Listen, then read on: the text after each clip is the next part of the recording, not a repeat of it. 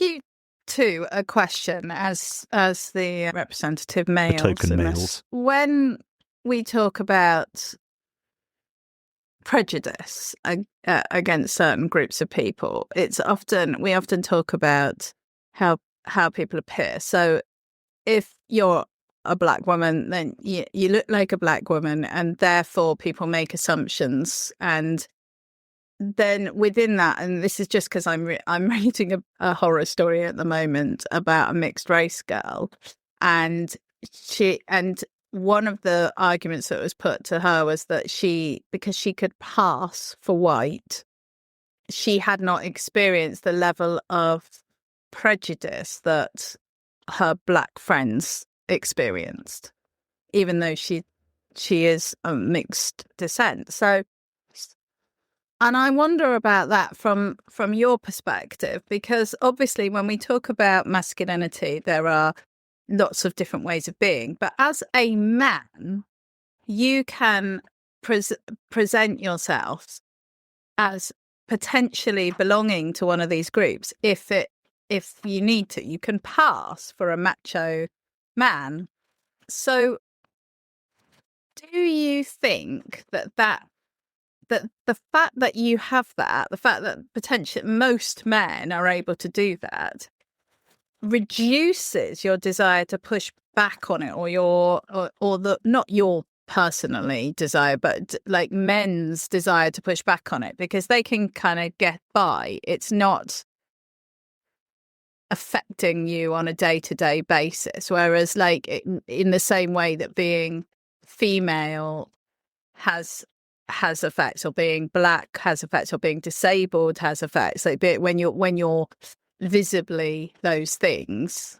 I don't know if I'm explaining my question very well, but no, you are. I understand. Do you want to go first, Matt? You go ahead. It's fine. Okay. Yeah, it's interesting because we read those articles Matt sent around about kind of the crisis of masculinity, which is a term that's existed for at least 10 years, because I remember learning about it in college in my sociology lessons, which was, a decade ago. There's no doubt that men have challenges and difficulties because they are men. The suicide rate is often talked about, and that's a big part of it, the repression of emotions and all that kind of thing. The patriarchy hurts everyone, including most men, but it doesn't hurt us on the whole as much as it hurts women, and as much as it hurts non-binary people and trans people and people who don't fit that mold. Because you're right, Jem, I can code switch, and I do.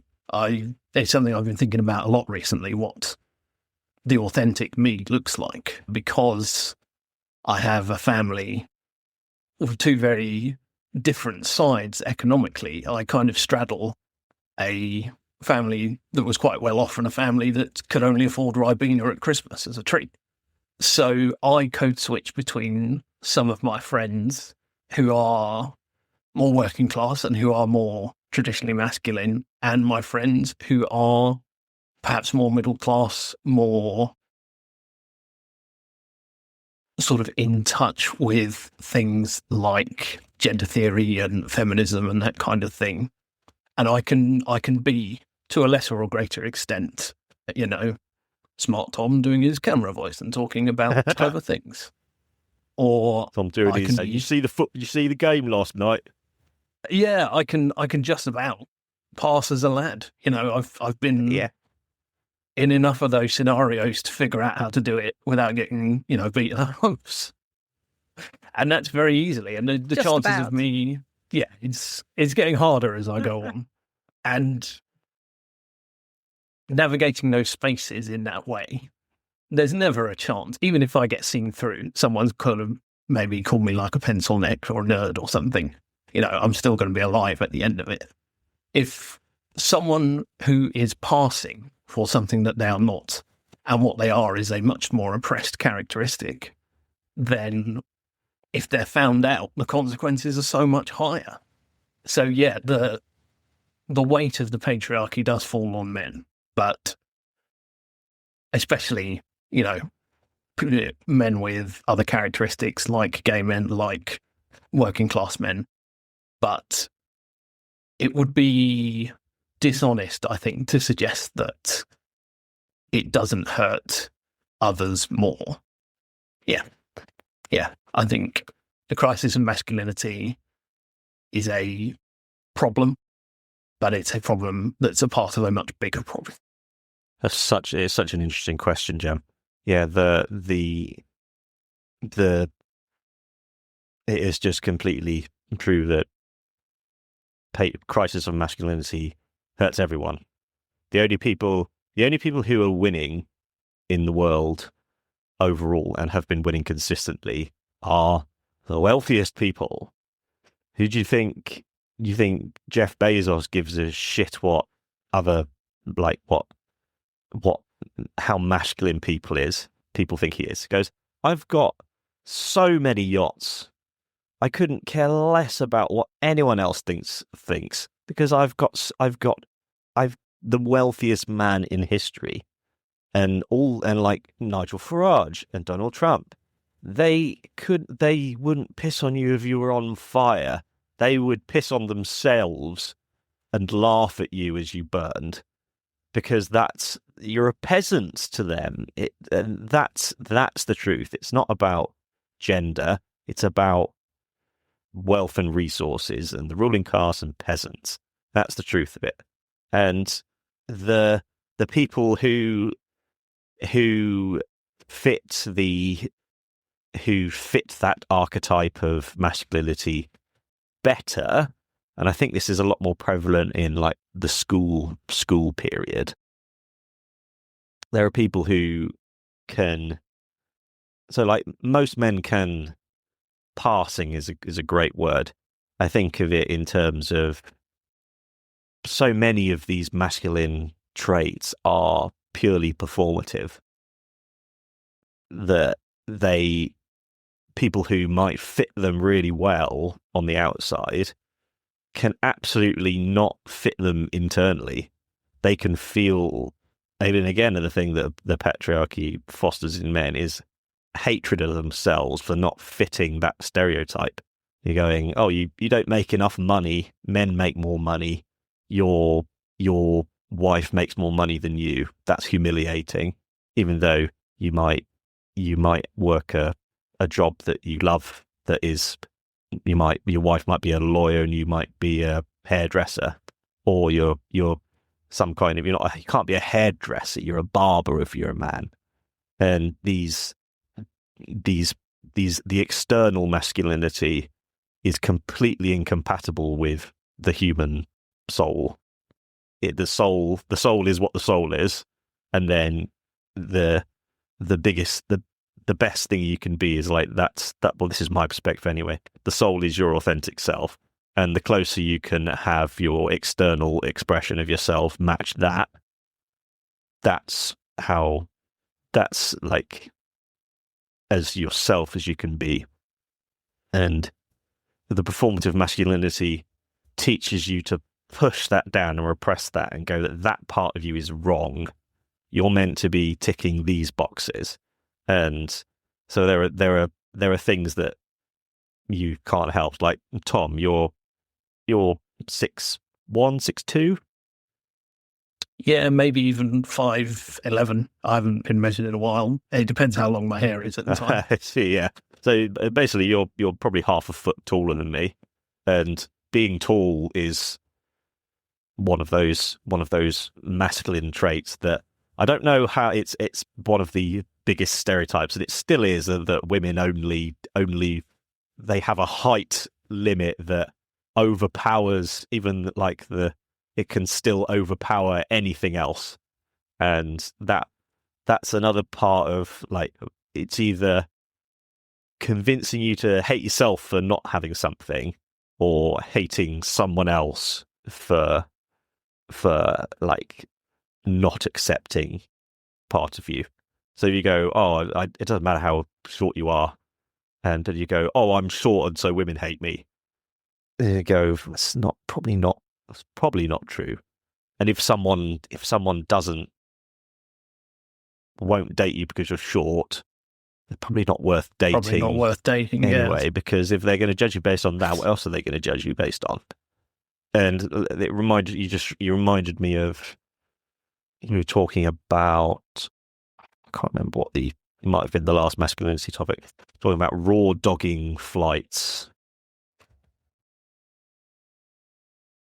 Do you know what raw dogging flights is? Yeah, I think I read about it once and thought that's astoundingly odd, and then never thought about it again until this moment. Yeah. So is that a masculinity thing? Is the idea that it's like I'm so hard, don't need to entertain myself? Yeah, it's the 12-hour flight, the intercontinental flight, where you just sit there with your thoughts and nothing else for hour after hour after hour. And that is, I feel like in some scenarios that would actually be quite a positive thing that people are entering into, sort of like, going into a meditative state, being alone with your thoughts, giving you an opportunity to kind of get, exactly. It feels like, and yet they managed to make it sound like the complete opposite of that. It's about being. It's just I'm not going to think about anything. I think the way you can tell that it's not about that is that people are telling other people that they've done it. They're like, oh yeah, I managed this the other day. Yeah. You're like, oh yeah, you got in touch with your inner self, did you? No, not really. I was just bored. And then that's what it comes. It's the perfect sort of microcosm of the toxic masculinity, because no one is happy sat for 12 hours doing nothing. No one's happy sat for 12 hours on a plane, no matter what you've got. I could be playing the game on my laptop for 12 hours, and I'd get bored of it at some point. So you're having the process of doing the thing that you're doing. You're having a shit time. You tell someone you're doing it, they don't care. They'll either go, you're a moron, or they'll go, oh yeah, I've done it too, and they haven't done it, or they tried doing it once and they didn't do it, and then it becomes this like endless circle of men going. One of them goes, I did this thing, and then the others go, oh, I've thought about trying that thing, but I've not been on a flight for a while, and it just becomes that rolling thing of men going, oh yeah, I'm a real man. Yeah, I'm a real man too. And it's bad. It doesn't, you raw dogging a flight makes your life worse. And it doesn't matter to most people. A concept that I don't know if I'm the person who've come up with this, but I think it applies to me, is so the one of the biggest like problems and like brandings of a problem is the incel movement. It's like, it's another one of those instant buzzwords that is meant to, like, it's a stab in the guts for men and boys to hate women. It's going, I'm not having sex, women won't have sex with me, so I hate women because they won't give me this thing that I'm a man, so I am owed it. That is a real such a baked in problem narrative that men are bombarded with and boys are bombarded with. But I want to offer an alternative to that can fit into a more positive version of masculinity. Because if you're saying you owe me this thing but you won't give it to me, that means that you're not a man, because you're not taking it, you're not getting what you think you deserve. So you're giving your power away to someone else, because you're saying it should be within your power to get this thing. Why don't you take like, people go on like retreats in Tibet where they go and chill out in the mountains for 6 months, and they leave behind all their all their pressures and their expectations of themselves. You can have I'm going to call it vol cells, which is voluntary celibacy. So you take a period where you go, right, I'm gonna put aside the idea of sex for 6 months. Do that. Completely take it out of your mind. And just stop with that. Just move that pattern of thinking out, and then see what fills that gap. See what occurs to you in that space in your head where that pattern of thinking is. Because then you can relax. And that's what I want most for men who are stuck in these dark places, is help them find a way to relax about themselves. You want an injection that reduces, instead of food noise, sex noise. Oh, that sounded a lot better. That sounded better in my head than. Anyway, if you could have an injection like the diet injections that just reduce the food noise, Yeah. and instead they reduce, and then because then you would have all that space. And as you say, what could men do if they could spend less time thinking about sex? I don't know how much time men really do spend thinking about sex. I think all of that information is probably biased. It would surprise you, but yeah, it's the extent to which it not being about your masculinity. You're not saying, I'm going to become a eunuch and chop everything off. So that's the only option. You can go, right, I'm secure enough in my masculinity that I don't need sex. No one needs sex. It's fine, it's nice. It's great, it's fine. But it's not the best thing in the world. It's not always the best thing in the world.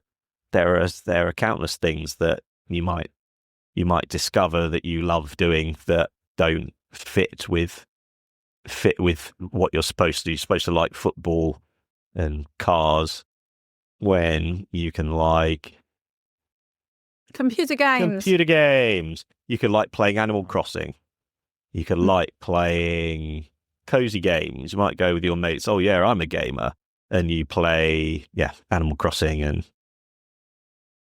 literally any number of things. There has never been more stuff to try with more ways to try it than there is it now in history ever. And you can find on the internet a community of anything for any, like Star Trek, the original series. There's a fantastic Facebook group where I can go on there and talk about Spock and talk about the saddest endings to episodes, talking about Captain Kirk as a masculine role model, literally anything.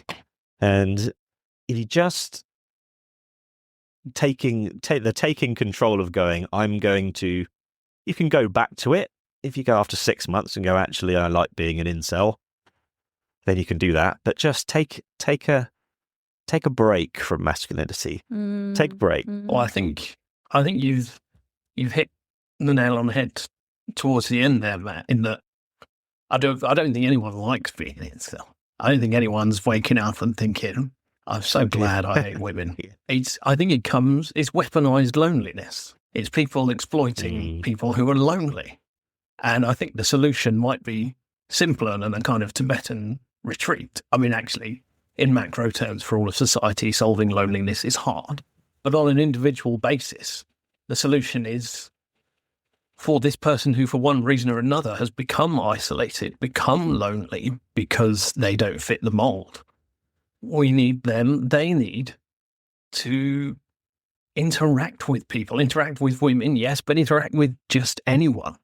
if you had a social circle that was strong and you had a support structure in place, you wouldn't listen to these weirdos for a second.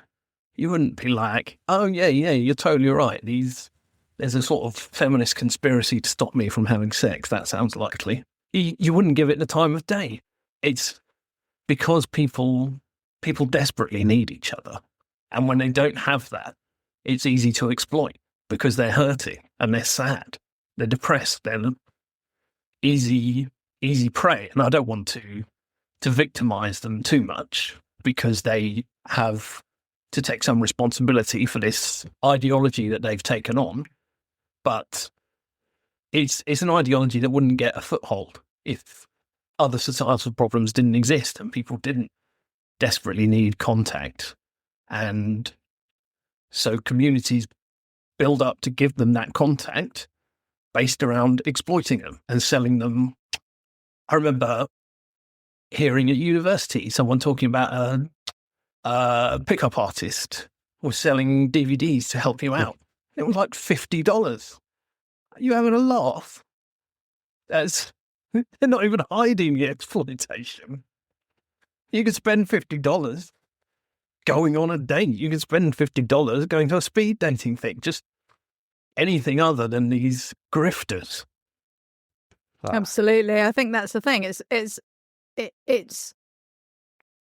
assholes playing on vulnerable people. It's abusive at the end of the day, you know, and as you say, you know, people, these are usually adults, but I mean, quite a few of these men have been groomed since, you know, their teen years when they didn't have that defense mechanism in place, and they don't have fully formed brains. Exactly. But we can all jump on YouTube and see a million shorts telling us, you know, that women are the problem and we don't have to take any responsibility for that. Sorry, Jem, I interrupted you there. No. I finished. Man, yeah. This is why. So the reason why I think like China has been a good sort of like the root of me thinking about bringing this topic is, and why I mentioned how globally the Chinese people have integrated into the global population. So they are seeing, if a Chinese person comes, so I met plenty of Chinese people in Birmingham at university, they were seeing the second biggest city in the UK, which the most diverse place in the country apart from London. And that's just one thing. Just Netflix, they don't have YouTube or Google. And think of the sheer, China controls the entire internet in China. And in the rest of the world here, the stuff you can watch on Netflix, it's wild. Absolutely wild, the sheer variety of representation that's there. And that is why diversity is a responsibility for places that have the freedom to use it, to do it, because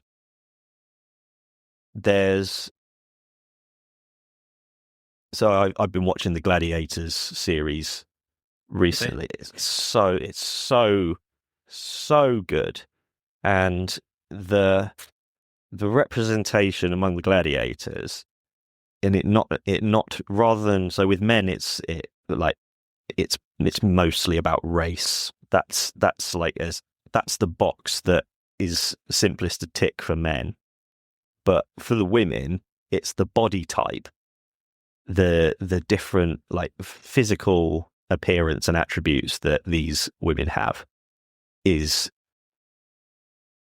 so utterly different to the two body types that have been, like, women have been being told they're meant to fit into forever. And the women and girls who watch this, especially young girls, they go, oh, she's amazing, I want to look like her. And rather than it being like Margot Robbie really skinny, or Lara Croft all boobs and arse and everything, they go, oh, I want to look like this ripped, muscle bound, 6'2" awesome woman. And the little girls love different, like each of the different gladiators for different reasons. And that's just female body types. China's pretty good with that because of their dominance of the athletics world. Because you can't have a 5'2", 50-kilogram Olympic weightlifter. So they kind of have to do that. But then with stuff like sexuality and different genders is one of the biggest responsibilities that countries like UK, America, places that have the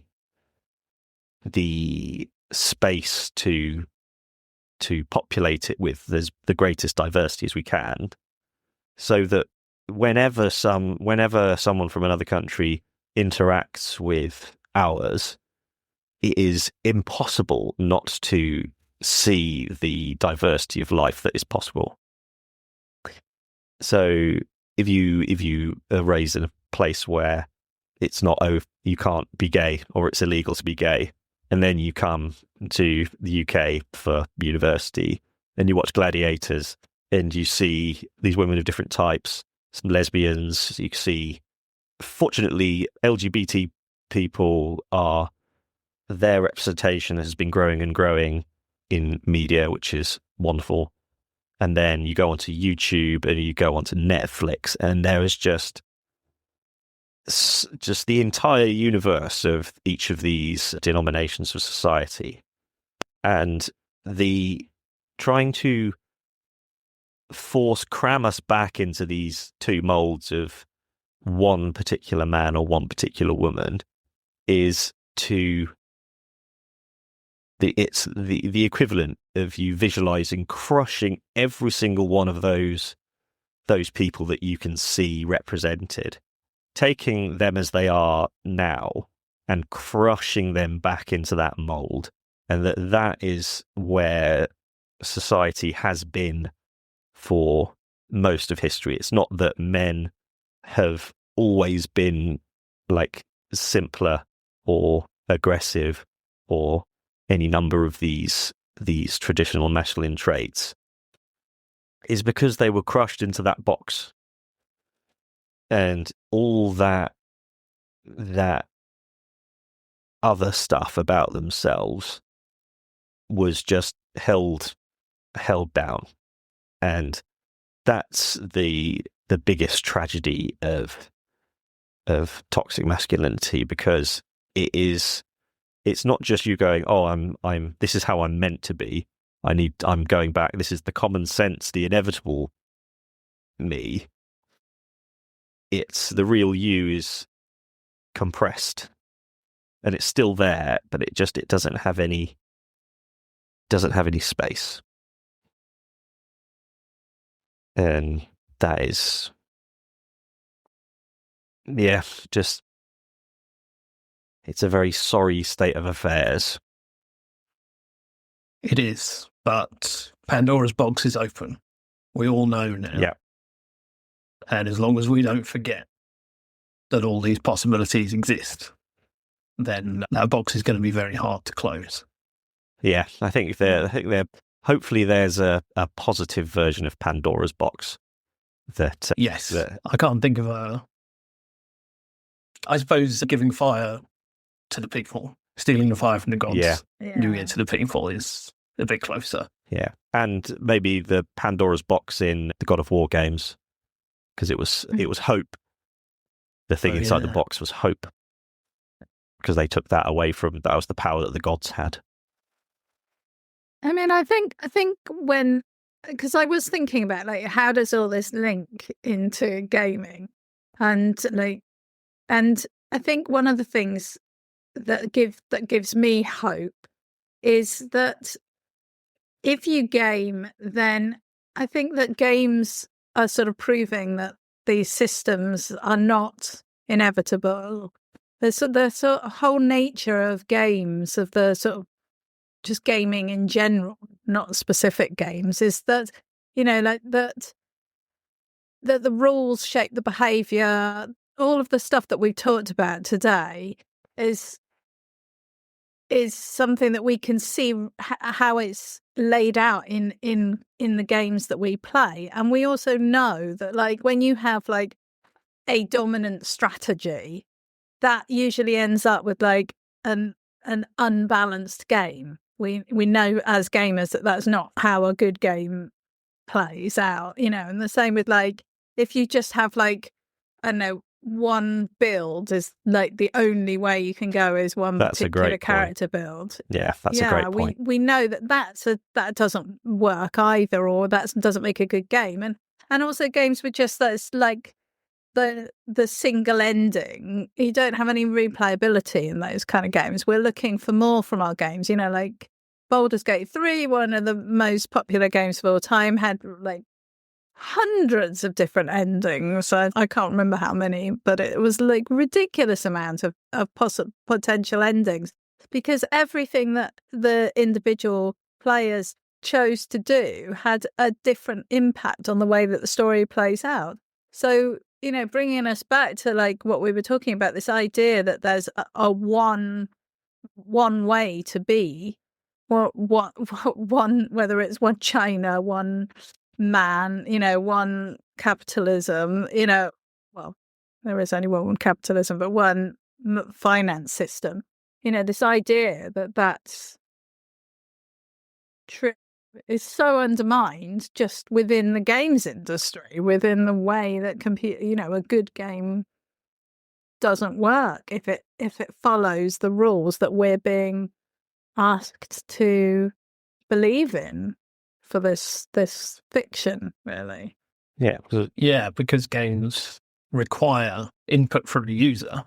There's not a full autonomy there, but there's a chance to put yourself into it and live out other possibilities. Real me is probably never going to date Lae'zel, but actually in Baldur's Gate I'm struggling as well, so... She's terrifying. She's hard to please. But yeah, no, I think video games over the years have gotten more and more involved in the idea of player choice, and that can only be a good thing for our ideas about our own autonomy and our own agency moving through the world. Mm. Yeah, and there's also the fact that it is play. You're playing. Yeah. Playing doesn't have a place in masculinity. It's supposed to be hustling, making money, having sex, watching football, winning. And I was just saying about different builds. Elden Ring, you can use magic, you can use holy, you can use range. There are any number of things, and that's just for a single player game. But then for games like World of Warcraft, you can be a healer, you can be a tank, you can be a mage, you can be a warrior, and you can't just all have warriors. Otherwise, you're going to lose. You can't only have. And even within those smaller categories, there are multiple ways of being, like if you're going to be a mage, you're a fire mage, or an ice mage, or there's, and the games that I think are increasingly popular are those games that have more autonomy for the player, and that where you feel like your choices and your play style is having an impact on the way the game plays out. So it gives me hope, because I don't think that would be so popular if humanity didn't want that. And I think so if humanity wants that, then I think that they will push back against being told there's only one way to be a man. This is what a man is. This one narrow concept. There's because it's art, there's space to explore other ideas as well. I think you don't get loads of it in the AAA space, but thinking about, I've forgotten the name of the game, the one with Sans. where you can do a genocide run or a pacifist run. Bands. Yeah, SANS. It's in the Undertale. Mm. So I haven't played it, so I don't want to try and get into the specifics too much. But my understanding is that you can do a genocide run, which involves fighting every enemy you come up against and killing them. And the idea behind that isn't for the player to be like, check me out, I've killed everyone.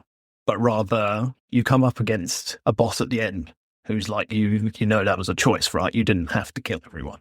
And even as far back as Knights of the Old Republic 2, the Star Wars game, one of my absolute favourites, you get to the end as a kind of light side hero if you've made the good choices. And the baddie says to you, you know, you killed a lot of people right here. So there's even though video games might have started in one place, which involved like a gruff male protagonist killing waves upon waves of meaningless enemies and getting to the end because he's the biggest and strongest,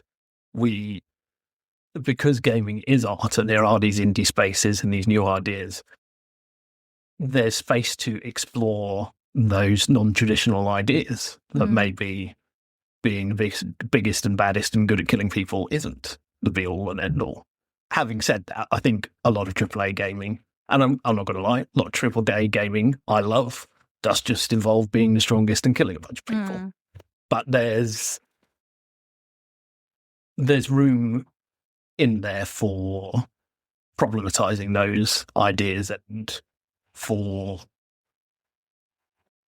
coming at it from a different perspective. And I think that's growing because we've all played Call of Duty. We've all played these games countless times. Yeah, and I think GTA. the market grows. Yeah. And like the original God of War and the reboot God of War. Yeah. Same Kratos. Yeah, absolutely. Same unbelievable, like, physical combat. Unbelievable. And people evolve, characters evolve. And another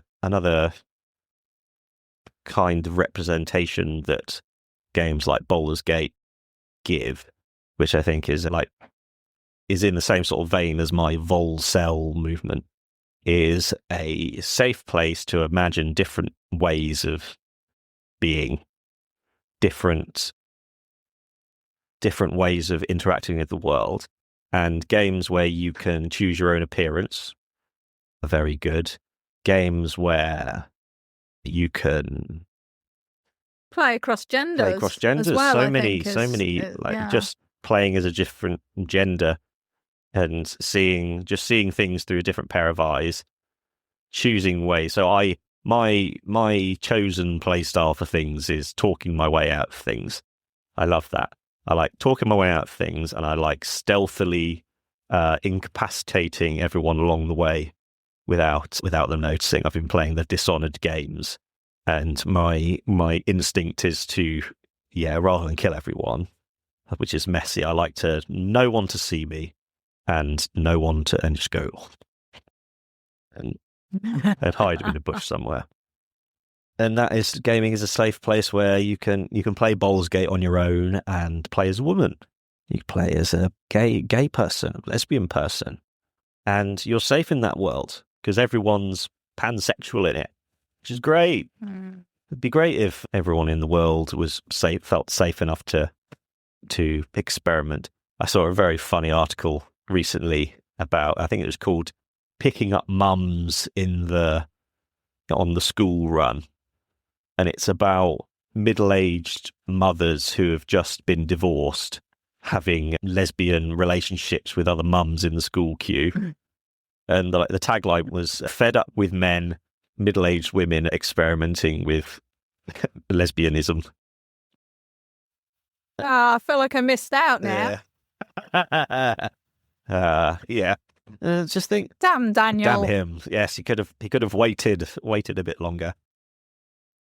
And I just think that is, women are safe to experiment with other women in a way that I don't think men are safe to explore that potential part. So you can go, "Oh, I'll try it," and you go, "Oh, that's actually quite good," or you might go, "Nah, that doesn't suit me." But being able to try and feeling safe trying is It's just another thing that is denied us. I think there's a flip side to that, in that I think a lot of kind of jokey or playful kind of experimentation between women, especially kind of in the clubs and when they're younger and things, is probably okay because it appeals to the male gaze, and the people in power are like, yeah, go ahead. We haven't got any reason why we would enjoy that. Whereas men, the patriarchy as it exists, has no reason to say, oh yeah, experiment with other men. That's cool, because it doesn't, excite them. It doesn't excite the people with the power.